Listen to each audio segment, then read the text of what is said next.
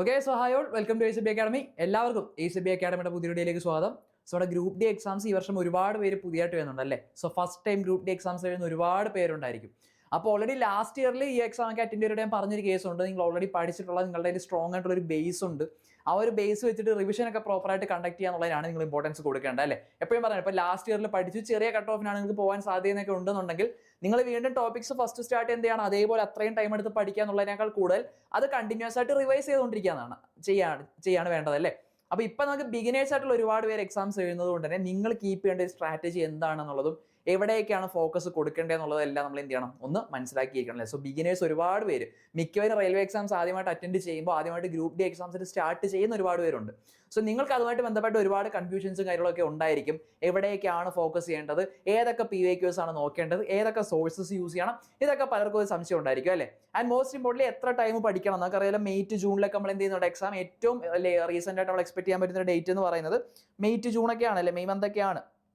അപ്പോൾ നമ്മൾ എപ്പോഴും ആ ഒരു ടൈം ലൈൻ വെച്ചിട്ട് തന്നെ വേണം പഠിക്കാനായിട്ട്. കാര്യം റെയിൽവേ ഈ ഒരു റീസെന്റ് ആയിട്ടുള്ള ട്രെൻഡ് നോക്കുകയാണെന്നുണ്ടെങ്കിൽ കറക്റ്റ് അവർ പറയുന്ന ഒരു ടൈമും എല്ലാവരും എന്ത് ചെയ്യുന്നുണ്ട്, കീപ്പ് ചെയ്ത് തന്നെ പോകുന്നുണ്ട്. അധികം ഡിലേയോ കാര്യങ്ങളോ ഒന്നും വരുന്നില്ല. വേക്കൻസി റിപ്പോർട്ട് ചെയ്യുന്നതാണെങ്കിലും എക്സാംസ് കണ്ടക്ട് ചെയ്യുന്നതാണെന്നുണ്ടെങ്കിലും ഇപ്പോൾ NTPCയുടെ കേസ് നോക്കി നമ്മൾ വിചാരിച്ചാലും നേരത്തെയാണ് എക്സാംസ് വന്നിരിക്കുന്നത്.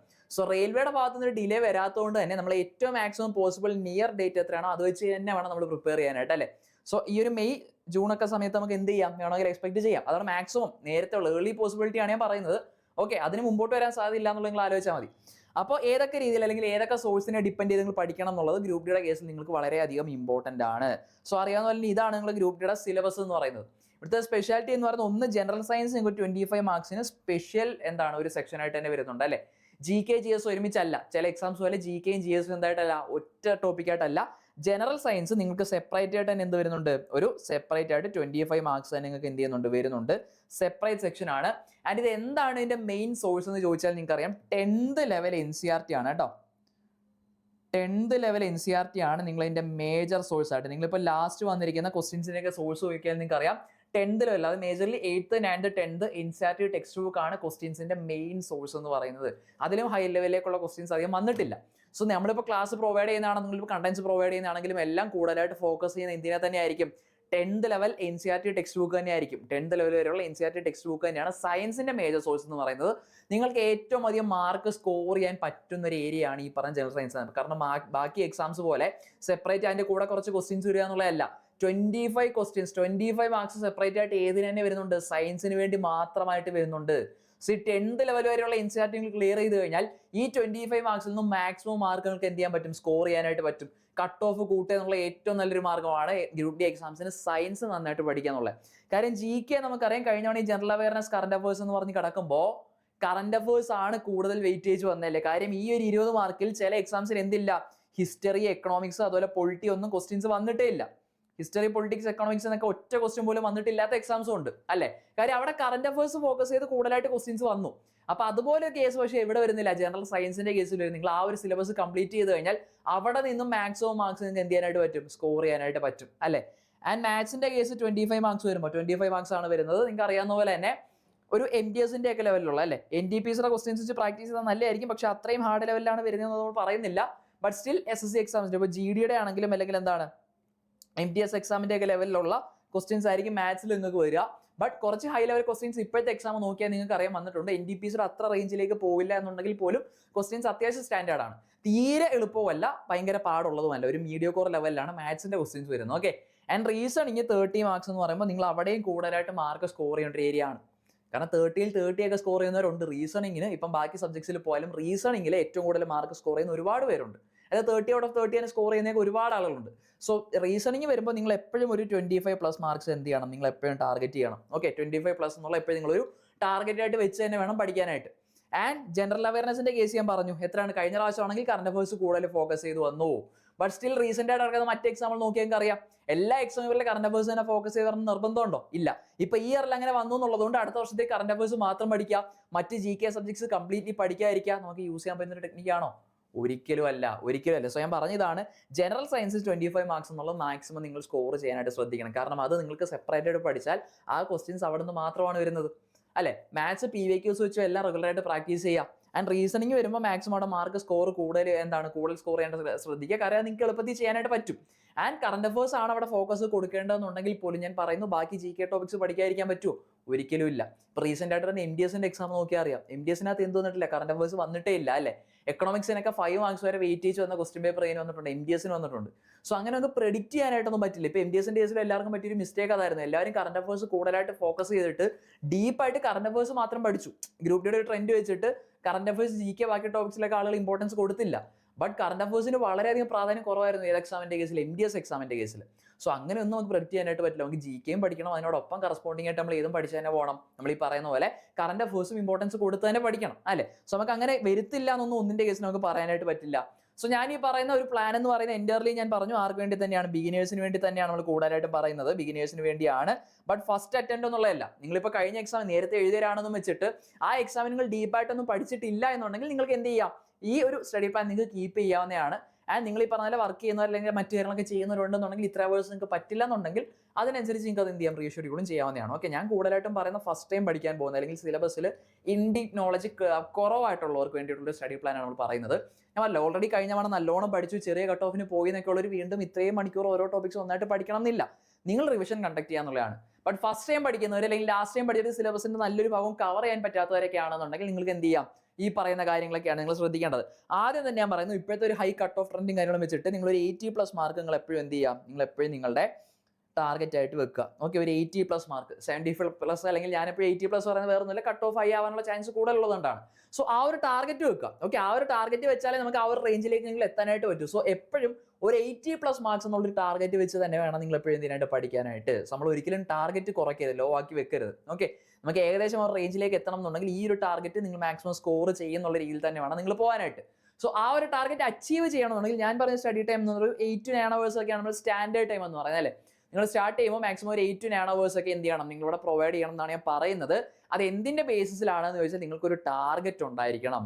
സോ സ്റ്റഡി അവേഴ്സ് ഞാൻ പറയുന്നതിനേക്കാൾ കൂടുതൽ ഞാൻ ഫോക്കസ് ചെയ്യുന്നത് നിങ്ങൾക്ക് ഓരോ ദിവസവും കവർ ചെയ്യേണ്ട സിലബസ്, നിങ്ങൾ ഓരോ ദിവസവും കവർ ചെയ്യേണ്ട ടോപ്പിക്സും അതുപോലെ റിവിഷന് വേണ്ടിയിട്ട് നിങ്ങൾ പ്രൊവൈഡ് ചെയ്യേണ്ട ഒരു ടൈമും ഉണ്ട്. ഓക്കെ, അത് ഈ ഒരു മാക്സിമം ടൈം ഇപ്പോൾ 8 to 9 hours എടുത്തില്ലെങ്കിൽ പോലും അതിനകത്ത് നിങ്ങൾ കൃത്യമായിട്ട് എന്ത് ചെയ്യുക, കവർ ചെയ്യുക എന്നുള്ളത്. So you should have a daily or weekly ബേസിസിൽ നിങ്ങൾ എന്ത് ചെയ്യണം, ടാർഗറ്റ് സെറ്റ് ചെയ്യണം.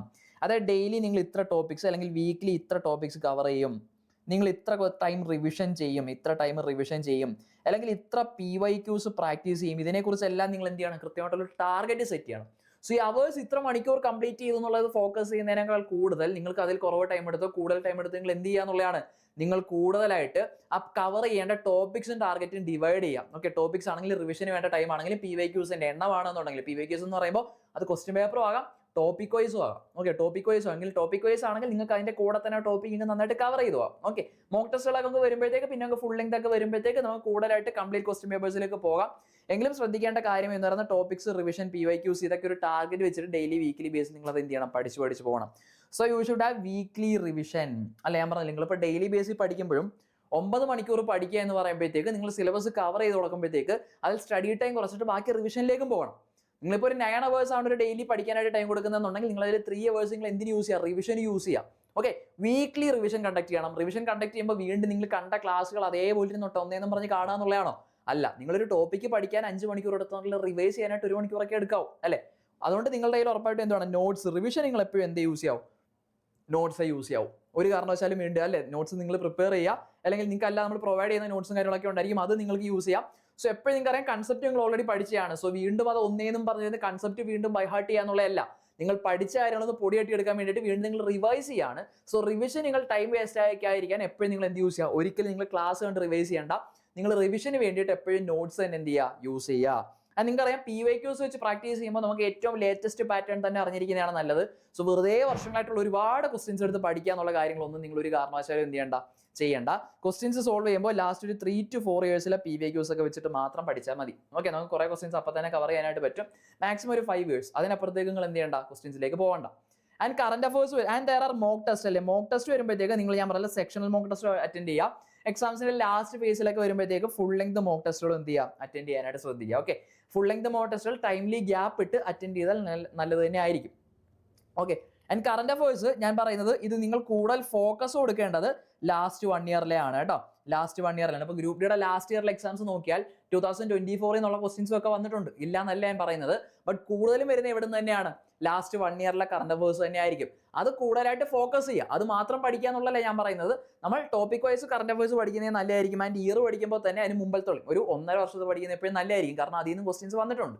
ബട്ട് സ്റ്റിൽ ഞാൻ പറയുന്നത് ലാസ്റ്റ് 1 ഇയറിലേനാണ് നിങ്ങൾ ഇമ്പോർട്ടൻസ് കൊടുക്കേണ്ടത്. ഓക്കെ, അത് മാത്രം പഠിക്കണം എന്നുള്ളതല്ല, അവിടെയാണ് നിങ്ങൾ ഇമ്പോർട്ടൻസ് കൊടുക്കേണ്ടത്. സോ ഈ ബേസിസിൽ പഠിച്ചാലാണ് നിങ്ങൾക്ക് ഈ പറയുന്നത്. ഞാൻ പറഞ്ഞത് നിങ്ങളിപ്പോൾ വീക്ക്ലി ഒക്കെ കൊടുക്കുന്നുണ്ടെങ്കിൽ പോലും നിങ്ങൾ ആദ്യം ചെയ്യേണ്ടത് ഞാൻ പറഞ്ഞല്ലോ, ഡെയിലി വീക്ക്ലി ബേസിസിൽ ടാർഗറ്റ് സെറ്റ് ചെയ്യുക എന്നുള്ളതാണ്. അതായത് നമ്മൾ ഈ പറഞ്ഞ പോലെ 4 സെക്ഷൻസ് ആയിട്ട് ഡിവൈഡ് ചെയ്യണം അല്ലേ. 4 സെക്ഷൻസ് ആയിട്ട് ഡിവൈഡ് ചെയ്തിട്ട് അതിൽ ഓരോന്നിലും എത്ര ടോപ്പിക്സ് കവർ ചെയ്യണം എന്നുള്ള കൃത്യമായിട്ടുള്ള ടാർഗറ്റ് നിങ്ങൾ എന്ത് ചെയ്യുക, അവിടെ കൊടുക്കുക, കൃത്യമായിട്ടുള്ള ടാർഗറ്റ് കൊടുക്കുക. അത് നിങ്ങൾ അച്ചീവ് ചെയ്യുന്നുണ്ടോ, കവർ ചെയ്യുന്നുണ്ടോ എന്നുള്ളതാണ് അവിടെ ഏറ്റവും ഇമ്പോർട്ടൻ്റ് ആയിട്ട് വരേണ്ടത് അല്ലേ. അവിടെ ഏറ്റവും ഇമ്പോർട്ടൻസ് അതിന് തന്നെയാണ്. സോ ഇപ്പൊ താമസിച്ചൊക്കെ തുടങ്ങുന്നവരാണെന്നുണ്ടെങ്കിൽ നിങ്ങൾ വീണ്ടും ഈ പറയുന്ന തൊട്ട് ആദ്യം ഒരു 2-3 ദിവസം മുമ്പ് പഠിച്ച ആളുടെ അതേ സ്റ്റഡി പ്ലാൻ ആണ് നിങ്ങൾ ഫോളോ ചെയ്യേണ്ടത് അല്ല. ഇനി എത്ര ദിവസം കൊണ്ട് എക്സാമിന് എന്നുള്ളത് കാൽക്കുലേറ്റ് ചെയ്യുക, അതിനനുസരിച്ച് സിലബസിനെ ഡിവൈഡ് ചെയ്യുക. സോ ഞാൻ എപ്പോഴും പറഞ്ഞാൽ GS മാത്സ് റീസണിങ് ഇങ്ങനെ 4ആയിട്ടൊക്കെ ഡിവൈഡ് ചെയ്യുക. 4ആയിട്ട് ഡിവൈഡ് ചെയ്തിട്ട് ഓരോന്നിലും ഡെയിലി പഠിക്കേണ്ട ടോപ്പിക്സ് എന്തൊക്കെയാണെന്നുള്ളത് നിങ്ങൾ എന്ത് ചെയ്യുക, അവിടെ സെറ്റ് ചെയ്തിട്ട് പോവുക. അതിന്റെ കൂടെ തന്നെ നിങ്ങളൊരു സെറ്റ് ഓഫ് PYQs എത്രണ്ണം പഠിക്കും. ഓക്കെ, ഓരോ കൺസെപ്റ്റ് ഞാൻ പറയുന്നത് നിങ്ങൾ എപ്പോഴും ഒരു കൺസെപ്റ്റ് പഠിക്കുക, ദെൻ ഓരോ ദിവസവും നിങ്ങൾ എന്ത് ചെയ്യുക, PYQs അതിൻ്റെ കൂടെ പഠിക്കാനായിട്ട് നിങ്ങൾ എന്ത് ചെയ്യുക, ഇമ്പോർട്ടൻസ് കൊടുക്കുക. ഓക്കെ, അത് റിവിഷന് നമുക്ക് കറസ്പോണ്ടിങ് ആയിട്ട് കൊണ്ടുപോകണം. ആ ഒരു മെത്തേഡ് ഫോളോ ചെയ്താൽ മാത്രമേ നിങ്ങൾക്ക് എന്ത് ചെയ്യാനായിട്ട് പറ്റൂ, നല്ല രീതിയിൽ പ്രിപ്പറേഷൻസ് മുന്നോട്ട് കൊണ്ടുപോകാനായിട്ട് പറ്റൂ അല്ലേ. സോ ഈ ഒരു രീതിയിൽ നിങ്ങൾക്ക് ഓൺ ടൈമിൽ സിലബസും കംപ്ലീറ്റ് ചെയ്ത് റെഗുലർ ബേസിസിൽ സിലബസ് കംപ്ലീറ്റ് ചെയ്ത് അതിനോടൊപ്പം തന്നെ കറസ്പോണ്ടിങ് ആയിട്ട് നിങ്ങൾക്ക് റെഗുലർ ബേസിൽ റിവിഷൻസും എല്ലാം കണ്ടക്ട് ചെയ്ത് മോക്ക് ടെസ്റ്റുകളുടെ ഹെൽപ്പോട് കൂടി നിങ്ങൾ ഈ ഒരു ലക്ഷ്യത്തിലേക്ക് ഗ്രൂപ്പ് ഡി ക്രാക്ക് ചെയ്യാനുള്ള ലക്ഷ്യത്തിലേക്ക് എത്തിക്കുന്ന ഒരു ബാച്ചാണ് നമ്മുടെ RRB group D batch, ACB അക്കാഡമിയുടെ ഗ്രൂപ്പ് ഡി ബാച്ച് എന്ന് പറയുന്നത്. സോ ഞാൻ നേരത്തെ പറഞ്ഞതുപോലെ തന്നെ സയൻസ് NCERT പ്ലേസ് ക്ലാസ് ആയിരിക്കും നമുക്ക് ഇനി അങ്ങോട്ട് ഏറ്റവും കൂടുതൽ ഇമ്പോർട്ടൻ്റ് ആയിട്ട് വരിക. കാരണം ക്വസ്റ്റ്യൻസിന്റെ സോഴ്സ് നോക്കിയെങ്കിൽ മനസ്സിലാവും അവിടെ നിന്ന് തന്നെയാണ്. GK GSC പറഞ്ഞാൽ കറണ്ട് അഫേഴ്സ് ഒക്കെ ആണെങ്കിൽ പോലും ഇൻ ഡീപ്പായിട്ട് പഠിക്കുക എന്നുള്ള വളരെയധികം ഇമ്പോർട്ടൻ്റ് ആണ്. വെറുതെ എക്സാമിന്റെ അടുത്ത് വന്നിട്ട് നമുക്ക് യൂട്യൂബിൽ 1 ഷോട്ട് വീഡിയോസ് ഒക്കെ വരും. ഇവൻ നമ്മുടെ ചാനലിലാണെങ്കിൽ നമ്മൾ ഒരുപാട് ക്ലാസ് പോയിരുന്നു. ആ കറണ്ട് അഫേഴ്സ് MCQs മാത്രം പഠിച്ചാൽ മാത്രം ക്ലിയർ ചെയ്യാൻ പറ്റുന്ന രീതിയിലാണ്. നമ്മൾ ആ ലാസ്റ്റ് സെക്ഷനിലാണെങ്കിൽ പോലും നമ്മൾ പറഞ്ഞിട്ടുണ്ടല്ലേ, ക്വസ്റ്റ്യൻസ് നമ്മൾ പ്രൊവൈഡ് ചെയ്യുന്ന ക്വസ്റ്റ്യൻസ് അതുപോലെ പഠിച്ചുകൊണ്ട് പോകുക എന്നുള്ളത് മാത്രമല്ല, ആ ഒരു ക്വസ്റ്റ്യൻ വരുമ്പോൾ അത് വന്നിട്ടുള്ള ഏരിയാസ് ഏതൊക്കെയാണെന്നുള്ളത് മനസ്സിലാക്കുക എന്നുള്ളതാണ് അവിടെ ഇമ്പോർട്ടൻ്റ് അല്ലേ. ഫോക്കസ് ഏരിയാസ് മനസ്സിലാക്കുക, ഹോട്ട് ടോപ്പിക്സ് മനസ്സിലാക്കുക എന്നുള്ളതാണ്. സോ അങ്ങനെ ഓൺ ടൈമിൽ കംപ്ലീറ്റ് സിലബസ് കവർ ചെയ്തിട്ട് നിങ്ങൾക്ക് PYQ ബേസ്ഡ് റിവിഷനും അതുപോലെ റെഗുലർ ബേസിസിൽ മോക്ക് ടെസ്റ്റുകളും പ്രൊവൈഡ് ചെയ്യുന്ന ഒരു ബാച്ച് തന്നെയാണ് നമ്മൾ സ്റ്റാർട്ട് ചെയ്തിരിക്കുന്നത്. ആൻഡ് കറണ്ട് അഫേഴ്സിന് നിങ്ങൾക്ക് സ്പെഷ്യൽ സെക്ഷൻസും കാര്യങ്ങളും എല്ലാം ഉണ്ടായിരിക്കും. അങ്ങനെ എൻ്റയർലി ഗ്രൂപ്പ് ഡി ക്രാക്ക് ചെയ്യാനായിട്ടുള്ള എല്ലാ അസിസ്റ്റൻസും നിങ്ങൾക്ക് പ്രൊവൈഡ് ചെയ്യുന്ന ഒരു ബാച്ച് തന്നെയാണ് നമ്മുടെ ഗ്രൂപ്പ് ഡി ബാച്ച് എന്ന് പറയുന്നത്. സോ എക്സാമിന് പ്രിപ്പയർ ചെയ്യുന്നവരാണെന്നുണ്ടെങ്കിൽ ഓൾറെഡി ഒരുപാട് പേര് പ്രിപ്പറേഷനിലേക്ക് മുന്നിലെത്തി കഴിഞ്ഞു. ഇനിയും നിങ്ങൾ സ്റ്റാർട്ട് ചെയ്തിട്ടില്ല എന്നുണ്ടെങ്കിൽ ടൈം വളരെ ലിമിറ്റഡ് ആണ്, വളരെ കുറവാണ്. ആ ലിമിറ്റഡ് ടൈമിൽ മാക്സിമം റിസൾട്ട് സ്കോർ ചെയ്യണം എന്നുണ്ടെങ്കിൽ ഇപ്പോഴേ നിങ്ങളുടെ പ്രിപ്പറേഷൻ സ്റ്റാർട്ട് ചെയ്യേണ്ടത് വളരെ ഇമ്പോർട്ടൻ്റ് ആണ്. സോ എത്രയും വേഗം സ്ക്രോൾ കാണുന്ന നമ്പറിലേക്ക് കോൺടാക്ട് ചെയ്യുക, നിങ്ങളുടെ അഡ്മിഷൻസ് ഉറപ്പുവരുത്തുക. പലരുടെയും ആ ഒരു സ്വപ്ന ജോലിയിലേക്ക് എത്തുന്ന ലക്ഷ്യമുള്ള ഒരു ആദ്യത്തെ പടിയായിട്ട് നിങ്ങൾ കാണുക. സോ എത്രയും വേഗം അഡ്മിഷൻസ് എടുക്കുക, പ്രിപ്പറേഷൻ സ്റ്റാർട്ട് ചെയ്യുക കേട്ടോ. സോ കൂടുതൽ അപ്ഡേറ്റ്സ് ആയിട്ട് നെക്സ്റ്റ് വീഡിയോയിൽ കാണാം. Till then all the best.